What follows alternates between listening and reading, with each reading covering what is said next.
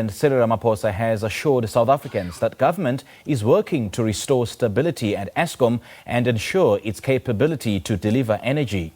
The president was addressing the ANC gala dinner last night ahead of the party's January 8 statement and anniversary celebrations in Kimberley today. The crisis at Eskom saw the resignation late yesterday of Eskom Chair Jabu Mabuza. He apologized for the power utility's inability to meet the commitment it had made to government that there would be no load shedding in the new year. Eskom will resume load shedding at 9 o'clock this morning. Well, the African National Congress turned 108 years old on January the 8th, but the main event will be held today at the Tafel Lager Park Stadium in Kimberley in the Northern Cape. Well, President Cyril Ramaphosa will deliver the January 8th statement, and SABC News reporter Manqoba Mchunu is there, and we say a very good morning to him. A very good morning to you, Manqoba. Thank you so much for joining us. Welcome to Morning Live. What's the latest where you are this morning? 1, 2, 3. Well, certainly, Simpiwe, all the roads will be leading here at the Tafel Lager Stadium for the all-important speech here this morning. This 11,000 capacity stadium will be the epicenter of the party's celebrations here in Kimberley this morning. And of course, as you can see behind me, the stage is set for the ANC's 108th birthday celebrations that are expected to take place here in a few hours from now, around about 10 o'clock this morning, Simpiwe. And of course, a very important event in the calendar of the ruling party, as it's expected to deliver its January 8th statement, a statement by the National Executive Committee of the party, which will really be a roadmap for the party as it starts yet another new year.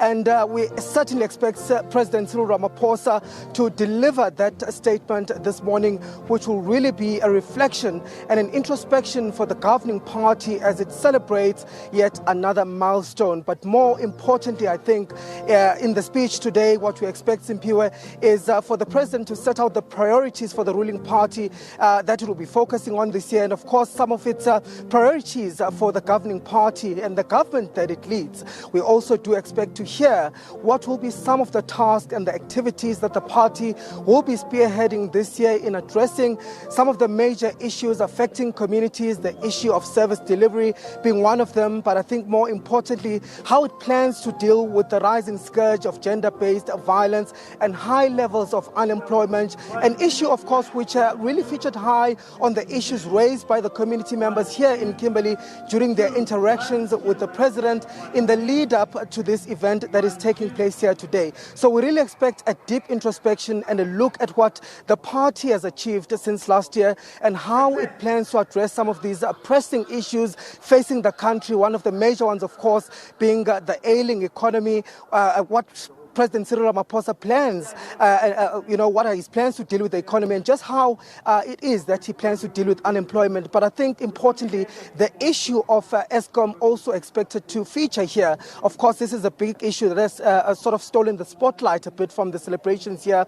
Yesterday, the president confirming the resignation of Jabu Mabuza as Eskom board chair. And of course, following questions raised over load shedding issues that the country is currently facing. So the energy security issue is one of the issues that South Africans will be highly anticipating to hear from the president and what the plan is with that. We also expect to hear how far the party is when it comes to fulfilling some of its resolutions of the 54th National Conference, especially on radical socio-economic transformation, as well as the thorny issue of land reform, and just how far the party is on the issue of land expropriation without compensation. Of course, its alliance partner, the SACP, coming out last weekend calling for Parliament to fast-track the passing of the bill. And really, also in the past 2 years, we've also, we'll expect to hear some sort of a message from the president with regards to a call for unity in the party and an end to factionalism. But I think what most South Africans will be hoping to hear from President Ramaphosa